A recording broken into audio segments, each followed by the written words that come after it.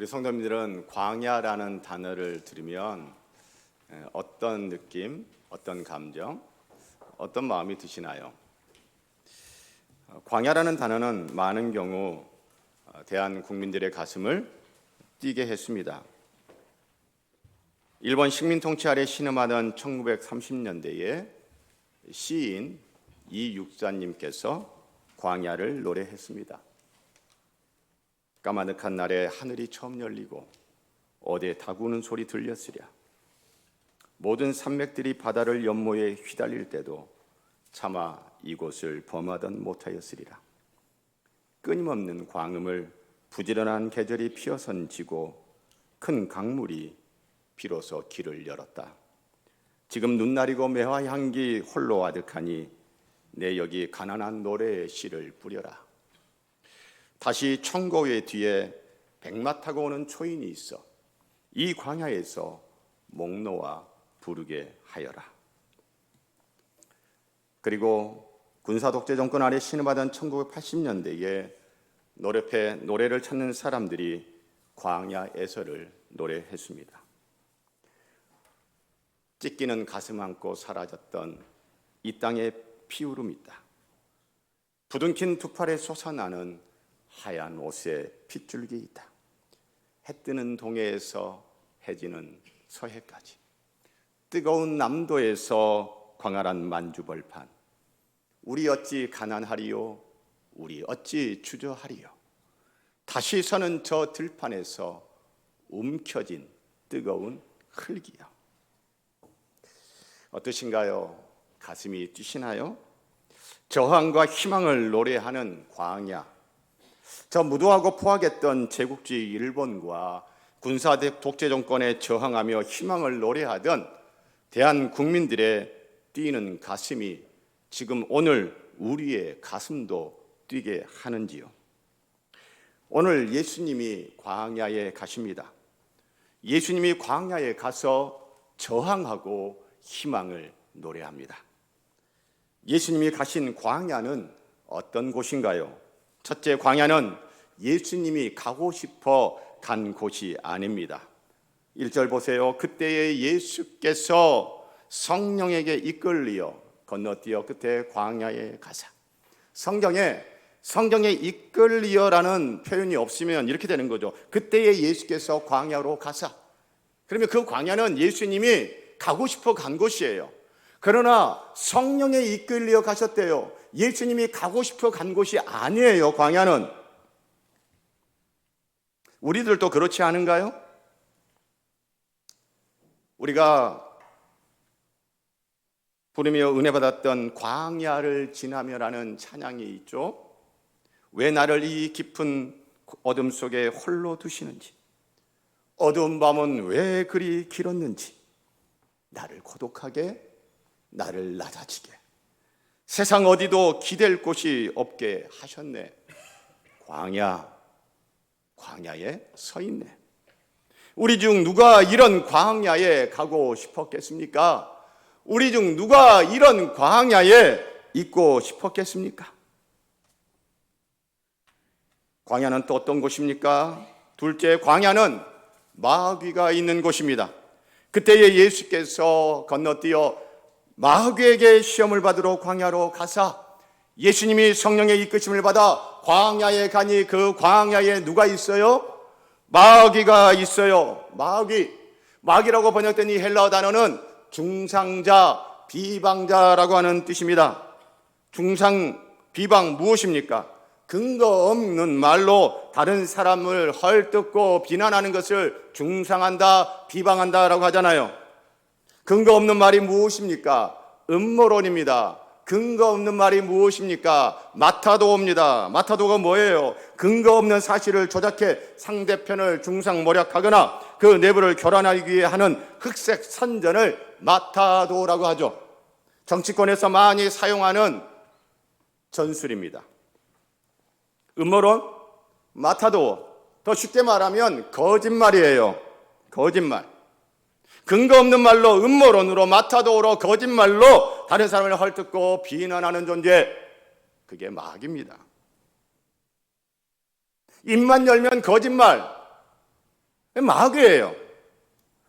요한복음 8장 44절, 너희는 너희 아비 마귀에서 났으니 너희 아비의 욕심대로 너희가 행하고자 하느니라. 그는 마귀는 처음부터 살인한 자요 진리가 그 속에 없으므로 진리에 서지 못하고 거짓을 말할 때마다 제 것으로 말하나니 이는 그가 마귀는 거짓말쟁이요 거짓의 아비가 되었습니다. 거짓말로, 음모론으로, 마타도로 다른 사람들을 헛되고 비난하는, 그리고 혼란을 일으키는 존재 마귀의 세력들, 이런 마귀와 마귀의 세력에는 저항을 해야 됩니다. 순응하거나 칭송하거나 복종하면 안 됩니다. 광야는 또 어떤 곳입니까? 셋째, 광야는 시험 받는 곳입니다. 그때에 예수께서 건너뛰어 시험을 받으러 광야로 가사, 광야 시험 받는 곳이에요. 시험 받는 곳이기에 우리는 광야에서 갈림길을 만납니다. 우리가 광야에서 만나는 갈림길의 한쪽 길은 시험에 드는 길이고 또 한쪽 길은 시험에 들지 않은 길입니다. 시험은 모든 사람이 받습니다. 예수님도 지금 시험 받습니다. 시험 받지 않는 사람은 없습니다. 목사도 시험을 받습니다. 장로님들도 시험을 받습니다. 새가족도 시험을 받습니다. 모태 신앙인도 시험을 받습니다. 시험 받지 않는 사람은 아무도 없습니다. 모든 사람이 시험을 받습니다. 그러나 시험 받는다고 모든 사람이 다 시험에 드는 것은 아닙니다. 광야 인생길을 걷는 여러분과 저의 앞에도 갈림길이 나옵니다. 우리는 그 갈림길에서 어떤 길로 가야 할까요? 예수님은 우리가 그 갈림길에서 어떤 길로 갔으면 하실까요? 당연히 시험에 들지 않는 길입니다. 우리가 광야의 갈림길에서 시험에 들지 않으려면 어떻게 해야 할까요? 우리가 시험에 들지 않기를 바라시는 예수님에게는 우리가 시험에 들지 않는 좋은 방법, 최고의 방법이 있지 않을까요?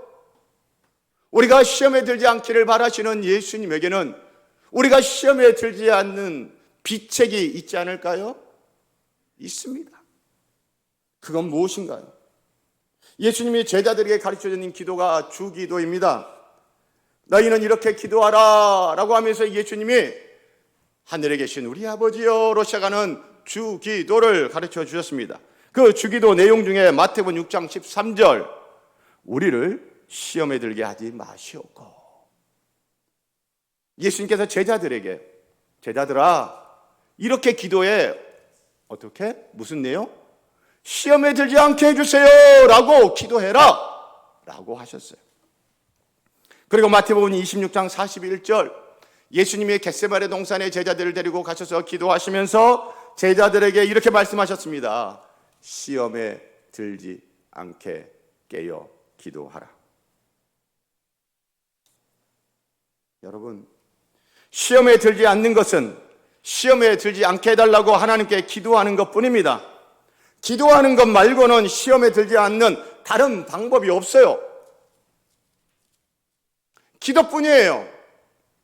하나님, 저 시험 들지 않게 해주세요. 기도하는 것 외에는 우리가 시험에 들지 않을 방법이 없어요. 베드로와 제자들이 왜 시험에 들었습니까? 기도를 안 해서 시험에 들었어요. 예수님이 제자들에게 기도하자고 하는데도 기도 안 하다가 시험 들었어요. 예수님이 기도하자고 겟세마네 동산 데리고 왔는데, 그리고 기도하라고 하는데도 기도 안 하다가 제자들이 시험 들었어요. 기도가 시험에 들지 않게 하는 최고의 방법이요, 최상의 방법이요, 최고의 비책입니다. 사랑하는 성도 여러분, 시험 드는 인생이 제일 불쌍해요. 시험 드는 인생에 가장 비참해요. 반면 시험에 들지 않는 인생이 가장 복됩니다. 광야 인생길을 걷는 저와 여러분 앞에 갈림길 나올 거 아니에요. 그럴 때 우리 주님이 이렇게 나를 보시면서 야야야, 그쪽 길은 아니야, 이쪽 길. 얼마나 애타게 시험 드는 길이 아니라 시험 들지 않은 길을 선택해서 가기를 예수님은 얼마나 우리를 보면서 애타하시면서 가슴 저리면서 격려하고 있을까요?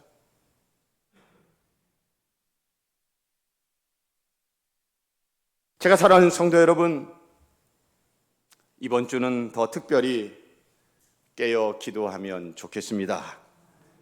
그래서 우리가 만나게 되는 광야의 갈림길에서 시험에 드는 길이 아닌 시험에 들지 않은 길을 걷게 되기를 축복합니다.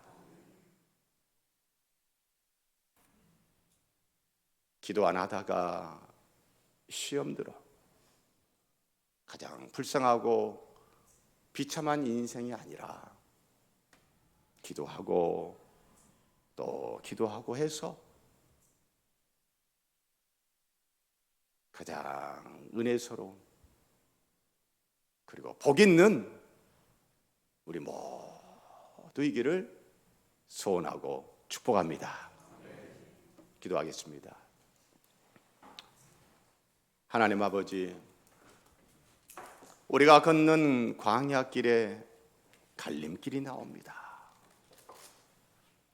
어찌해야 할까요? 어느 길로 가야 할까요? 기도하면 답이 나옵니다. 기도하면 좋은 길 가게 됩니다. 기도하면 시험에 들지 않은 은혜요 축복의 길을 걷게 됩니다. 기도하겠습니다. 예수님의 이름으로 기도합니다. 아멘.